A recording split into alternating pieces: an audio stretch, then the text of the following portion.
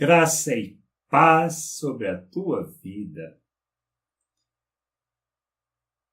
Viver o Evangelho não se trata de aparência.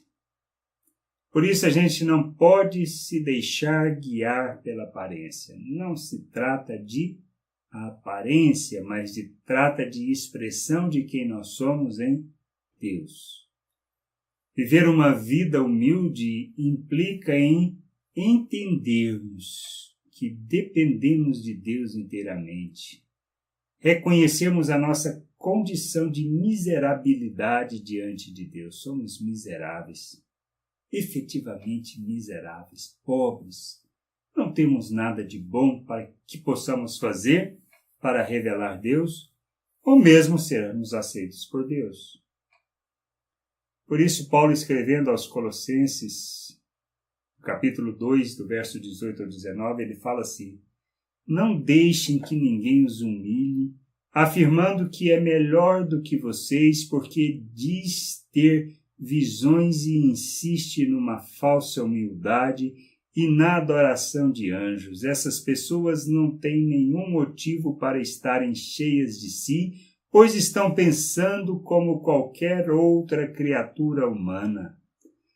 Elas não estão ligadas a Cristo, que é a cabeça. Cristo controla o corpo todo, o alimenta e mantém unido por meio das juntas e ligamentos, e assim o corpo cresce como Deus quer que cresça. Por isso nós precisamos entender que não se trata de qualquer tipo de aparência, mas da maneira como nós vivemos. Não se trata de visões, não se trata de profecias, não se trata de querer se colocar acima dos outros.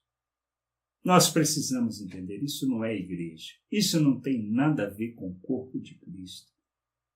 Não se trata de títulos e nem posições. Isso não tem nada de Deus. Isso é coisa de homem. É pensamento de homem. São coisas criadas por homens. E nós precisamos, como membros do corpo, como instrumentos de Deus, revelar a verdadeira natureza do Pai ao mundo. Fazemos isso através da igreja, o corpo de Cristo.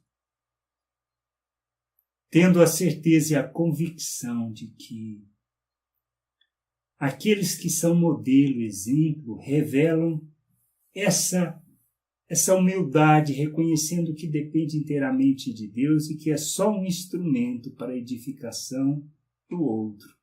Como Jesus disse na ceia, quando ele pegou a toalha e lavou os pés dos discípulos. Naquela época, quem fazia isso era o escravo mais humilde, aquele escravo mais baixo na escala da escravidão. E ele virou para os discípulos e disse: olha, vocês entendem o que eu estou fazendo? Eu sou mestre, Senhor, e fiz isso. Para que vocês possam entender que é assim que vocês devem viver na igreja. Propósito de sermos conduzidos à maturidade, ao conhecimento de Deus e da sua vontade é para servirmos. Servirmos aqueles que ainda não entendem, aqueles que não compreendem a vontade de Deus. Somos o instrumento para conduzir as pessoas à maturidade. Não para exercer poder ou governo sobre as pessoas. Nós não governamos as pessoas.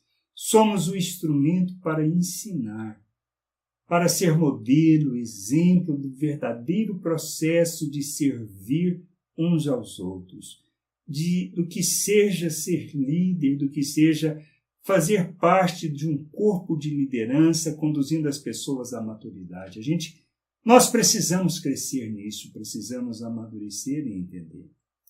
Somos servos, existimos para servir as pessoas, para conduzi-las ao conhecimento de Deus, segundo a perspectiva de Deus, segundo a vontade de nosso Deus e de nosso Senhor Jesus Cristo. Precisamos entender isso. Que não se trata de qualquer tipo de aparência, mas da expressão de um serviço, para que haja o crescimento, o amadurecimento, para que o corpo funcione como precisa funcionar, entendendo que os dons e talentos que temos é para ser usado em favor das pessoas e do conhecimento da vontade do Pai. Que a gente possa entender isso, compreender essa vontade e nos sujeitarmos a essa vontade.